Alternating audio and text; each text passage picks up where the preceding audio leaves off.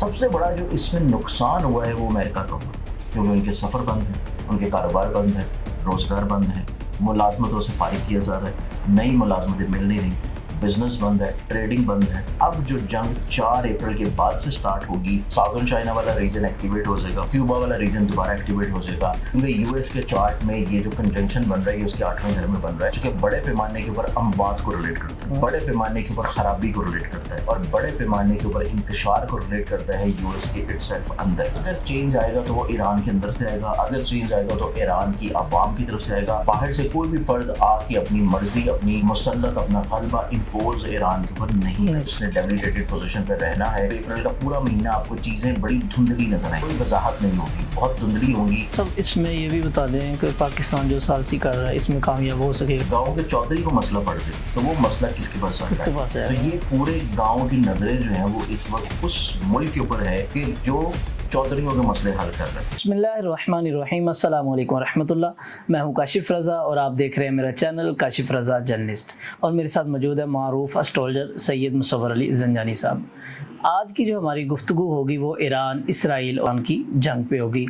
دن بہ دن یہ جنگ تھمنے کی بجائے، رکنے کی بجائے بڑھتی جا رہی ہے، اور مزید اس میں جو ہے نا وہ حملے تیز کیے جا رہے ہیں۔ ایک طرف مذاکرات ہو رہے ہیں اور دوسری طرف جو ہے نا جنگ جو ہے نا مزید بڑھتی جا رہی ہے۔ تو شاہ صاحب سے آج ہم پوچھیں گے کیا یہ جنگ کہیں جا کے رکتی ہوئی نظر آ رہی ہے یا یہ ورلڈ وار 3 بن کے ہی رہے گی؟ السلام علیکم شاہ صاحب۔ وعلیکم السلام۔ شاہ صاحب بہت شکریہ آپ کے وقت کا۔ آپ کی محبت کاشف، اور آج کا ٹاپک بہت ہی سینسٹیو ٹاپک جو کہ ہر فرد جاننا چاہ رہا ہے، اسپیشلی دور کے اوپر پاکستان میں، کیونکہ ہم نیبرنگ کرتے ہیں، بارڈر شیئر کرتے ہیں ایران کے ساتھ، پھر اس کے بعد برادر اسلامی ملک بھی ہے، اور اس کے علاوہ بہت سارے دیگر اسلامی ممالک بھی اس کی لپیٹ میں آئے ہیں، جس میں یو اے، خلیجی ممالک میں، جس میں باقی ممالک ہیں اسپیشلی طور پہ، پھر جس کے لیے مسلمانوں کا دل دھڑکتا ہے سعودیہ کے لیے۔ اس اعتبار سے وہ تمام تر ممالک بھی کسی نہ کسی وجہ سے متاثر تو ہیں، اور سب سے امپورٹنٹ چیز یہ ہے کہ وہاں پہ جو بسنے والے پاکستانی ہیں وہ جاننا چاہتے ہیں کہ وہ اس کرب سے کب نکلیں گے، وہ اس مشکل سے، پریشانی سے کب نکلیں گے، کیونکہ ان کے سفر بند ہیں، ان کے کاروبار بند ہیں، روزگار بند ہے، ملازمتوں سے فارغ کیا جا رہا ہے، نئی ملازمتیں مل نہیں رہی، بزنس بند ہے، ٹریڈنگ بند ہے، اور ہر وہ چیز جو کہ کسی بھی طور کے اوپر ٹرانزٹ کر کے گلف ریجن سے جاتی تھی، چاہے وہ ٹریڈ ہو، چاہے بزنس ہو، چاہے آپ کے کوئی پروڈکٹس ہیں، چاہے وہ آپ کسی بھی طور کے اوپر شپمنٹس کر رہے ہیں، کوئی بھی چیز ہے تو وہ بلاک ہے۔ اب یہ تمام تر سینیریو ایک بہت بڑے امپیکٹ کو جنریٹ کرتی ہے، نہ صرف پاکستانیوں کے لیے بلکہ بہت سارے ایسے ممالک کے لیے جن کے ورکرز وہاں جا کے کام کرتے ہیں، جس میں انڈیا آ جاتا ہے، بنگلہ دیش آ جاتا ہے، نیپال آ جاتا ہے، سری لنکنز آ جاتے ہیں، فلپینز آ جاتے ہیں، انڈونیشین آ جاتے ہیں، ملیشینز آ جاتے ہیں۔ یہ تمام تر بہت سارے ایسے عوام ہیں جن کی بڑی تعداد میں وہاں پہ لوگ کام کر رہے ہیں، بزنس بھی کر رہے ہیں، چھوٹے پیمانے میں بھی کام کر رہے ہیں، بڑے پیمانے میں بھی کام کر رہے ہیں۔ اب اس اعتبار سے اگر ہم لوگ دیکھیں تو پورا مہینہ شاید لوگوں کو یہ لگ رہا تھا کہ ایران جو ہے وہ جیسے باقی ممالک کے اوپر، امریکہ نے یا اسرائیل نے حملہ کیا تو ایک ہفتے کے اندر اندر چیزیں کیپچر ہو گئی۔ وینزویلا ویسے جیسی گورنمنٹ میں گرین لینڈر کے اوپر جس طرح چیزیں کی تو وہ صرف ایک دھمکیاں تھیں، وہ کچھ ہو نہیں سکا۔ پھر اس کے بعد جو کیوبا والا معاملہ ہوا، پھر اس کے علاوہ جو کہ عراق میں معاملہ ہوا کہ آپ نے فوری طور کے اوپر چیزوں کو اپنے کنٹرول میں لے لیا، افغانستان میں جیسے چیزیں آپ کے کنٹرول میں آ گئیں، پھر اس کے بعد آپ نے سیریا میں کیا، لیبیا میں کیا، سوڈان میں کیا۔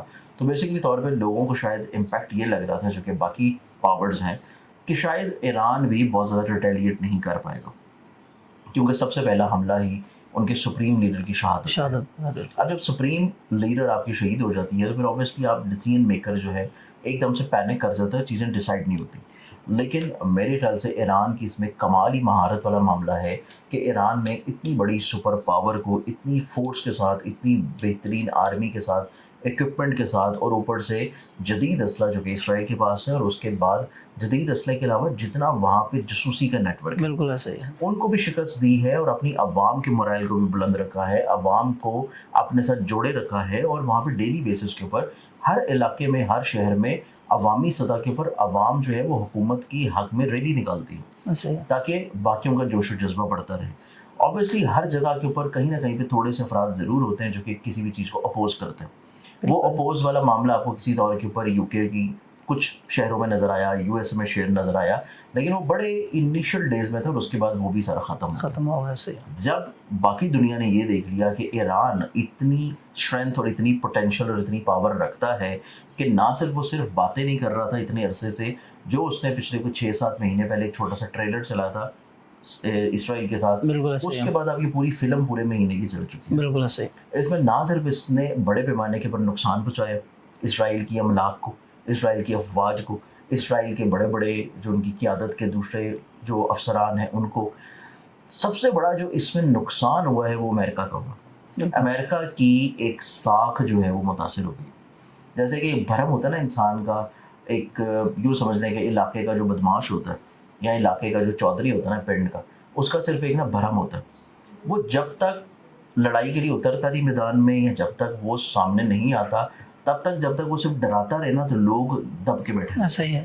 لیکن اس لڑائی کے بعد امریکہ کا وہ سارا بھرم, امریکہ کی وہ ساری ساکھ, امریکہ کی وہ ساری اسٹرینتھ جو کہ اس نے پوری دنیا پہ ایک مسلط کر رکھی تھی اعصابی طور کے اوپر, وہ ختم ہو گئی. بالکل صحیح. اور اتنے برے طریقے سے ختم ہوئی ہے کہ اس ٹائم کے اوپر امریکنز خود جو ہیں, امریکن قیادت نہیں لیکن امریکنز جو کہ وہاں پہ رہنے والے عوام ہیں, وہ خود ذہنی طور کے اوپر شدید ڈپریشن اور کرب میں مبتلا ہیں کہ جنگ اس خطے میں ہو رہی ہے, ہم یہاں پہ کیوں بلا وجہ پریشان ہیں. بالکل صحیح. بڑے پیمانے کے اوپر آپ کو ریلیاں نظر آئیں, بہت بڑے پیمانے کے اوپر ہر شہر میں آپ کو ٹرمپ کے خلاف وہاں کی عوام نکلتی ہوئی نظر آئی, اور یہ اس چیز کو انڈیکیٹ کر رہی ہے کہ اب وہاں پہ لوگ کسی بھی طور کے اوپر ایک یونائٹڈ نیشنز کے طور پہ نہیں رہنا چاہتے. اب چونکہ یونائٹڈ نیشنز کے طور پہ نہیں رہنا چاہتے تو عنقریب آپ کو مستقبل میں, اوبیسلی اس سال نہیں لیکن اگلے آنے والے چند سالوں میں آپ کو یہ چیز نظر آئے گا کہ جو رجیم چینج یہاں پہ ایران میں کرنا چاہ رہا تھا امریکہ, جو کسی طور کے اوپر جو ہے ایران میں خانہ جنگی کی صورتحال پیدا کرنا چاہ رہا تھا امریکہ, یہ سینیریو امریکہ کو اپنی پولیٹیکلی سینیریو میں نظر آئے گا. پولیٹیکلی طور کے اوپر جو پارٹیز جو ابھی اقتدار میں نہیں تھی مستقبل میں آپ کو اقتدار میں نظر آئیں گی. آپ کو امریکہ کی پالیسی میکنگ چینج نظر آئے گی. فیوچر میں امریکہ میں وہاں پہ آپ کو عوامی طور کے اوپر جو غم و غصہ اور انتشار ہے, اور وہاں کی بہت ساری ایسی جو کہ ریاستیں اپنے رائٹس کو علیحدہ کرنا چاہتی ہیں, اپنے ڈیسیژنس کو علیحدہ کرنا چاہتی ہیں, اپنے باقی معاملات کو مین واشنگٹن سے علیحدہ کرنا چاہتی ہیں, اب وہ بیسکلی طور کے اوپر آواز بڑی شدت سے اٹھے گی. اور امریکہ کا فیوچر جو ہے وہ اس وار کے بعد عنقریب اگلے آنے والے 10 سالوں میں آپ یوں دیکھیں گے کہ مختلف حصوں میں کسی نہ کسی طور پہ چیزیں بکھرنا شروع ہوں گی. پھر اس کے بعد اگر ہم اس وار کا رزلٹ دیکھیں گے, اب رزلٹ کیا ہوگا, آئے یہ وار تھمے گی نہیں تھمے گی, جو آپ کا مین بنیادی سوال ہے کہ یہ ورلڈ وار 3 کی طرف تو نہیں جائے گا. تو اگر ہم سینیریو دیکھیں تو یوں سمجھیے کہ یہ ورلڈ وار 3 نہیں ہے لیکن ورلڈ وار 3 کی ابتدا ہے, کیونکہ اس جنگ کے بعد اس خطے میں کسی طور کے اوپر چیزیں تھوڑا سا وقت لگے گا, انریسٹ رہیں گی, لیکن وقت لگے گا, 2 سے 3 مہینے میں سمٹ جائیں گی. لیکن اس کے بعد آپ کو پوری دنیا میں دوسرے ممالک میں دوسرے خطوں میں آپ کو اسی طرح کے جنگی حالات نظر آئیں گے. ٹھیک ہوگا. صرف ان خطوں میں جنگیں ابھی تک صرف یوں سمجھیں کہ ایک پوز کی حالت میں رکی پڑی ہیں. جیسے ہی یہ والا ریجن ٹھیک ہونا ہے, ساؤدرن چائنا والا ریجن ایکٹیویٹ ہو جائے گا, کیوبا والا ریجن دوبارہ ایکٹیویٹ ہو جائے گا. تو ابھی فیوچر میں یہ جو پورا مہینہ جو کہ 28 فروری سے لے کے ابھی آج کی ڈیٹ تک یہ جنگ چل رہی ہے, اس میں جو شدت ہے آسمان کے حوالے سے, وہ شدت جا کے 3 اپریل کو ختم ہوگی. ٹھیک ہوگا. اس میں شدت بہت زیادہ نہیں ہوگا کسی طور کے اوپر امریکہ کی طرف سے یا اسرائیل کی طرف سے. ایران کی طرف سے ریٹیلیشن والا معاملہ ضرور جاری رہے گا وقفے سے کسی نہ کسی طور کے اوپر. لیکن اب مارس انٹر کر رہا ہے واٹر سائن میں, اور واٹر سائن میں وہاں پہ سیٹرن موجود ہے. سیٹرن مارس اکٹھے ہوں گے پانی کے گھر میں, اور وہ اس چیز کو انڈیکیٹ کر رہے ہیں کہ اب جو جنگ 4 اپریل کے بعد سے سٹارٹ ہوگی, یا 4 اپریل کے بعد جو اپنا رخ لے گی, وہ بحری ہوگی, سمندری ہوگی, پانیوں کے اوپر ہوگی, اور پانی کے مسائل پہ ہوگی, جزائر پہ ہوگی. اور اگر جزائر کے اعتبار سے یو ایس کسی بھی طور کے اوپر یہ غلطی کرتا ہے کہ اپنی افواج وہاں پہ اتار لے, یا اپنی افواج اتارنے کے علاوہ کسی بھی طور کے اوپر وہاں پہ کوئی آپ جو ہے بحر ہرمز کے اوپر چیزوں کو کنٹرول کرنے کی کوشش کریں, تو یہ معاملات اچھے خاصے یو ایس کے اگینسٹ جائیں گے. کیونکہ یو ایس کے چارٹ میں یہ جو کنجنکشن بن رہا ہے یہ اس کے 8ویں گھر میں بن رہا ہے, جو کہ بڑے پیمانے کے اوپر اموات کو ریلیٹ کرتا ہے, بڑے پیمانے کے اوپر خرابی کو ریلیٹ کرتا ہے, اور بڑے پیمانے کے اوپر انتشار کو ریلیٹ کرتا ہے یو ایس کے اٹ سیلف اندر. تو یہ ایک بہت بڑا بلنڈر ہے جو کہ میرے خیال سے ابھی ٹرمپ جو ہے وہ نہیں چاہے گا کہ اتنا بڑا بلنڈر جو ہے وہ مارا جائے کہ کوئی بھی فوج جو ہے وہ ایرانی کسی بھی خطے پہ یا کسی جزیرے پہ اتاری جائے. یہ صرف چیزیں الفاظی طور پہ ہیں, صرف چیزیں آپ کو دکھانے کے لحاظ سے ہیں, جیسے کہ ہاتھی کے دانت دکھانے کے اور کھانے کے اور ہوتے ہیں. یہ بیسکلی جنگ کی وار کی ٹیکٹکس ہوتے ہیں کہ آپ کسی طور کے اوپر نفسیاتی طور پہ پریشر بلڈ اپ بنائے رکھیں تاکہ آپ کا جو بیک اینڈ کے اوپر یا انڈور آپ کے جو مذاکرات چل رہے ہیں اس میں تھوڑا سا پریشر بلڈ اپ ہوتا رہے کہ وہ مذاکرات میں آپ اپنی شرائط کو منوا سکیں.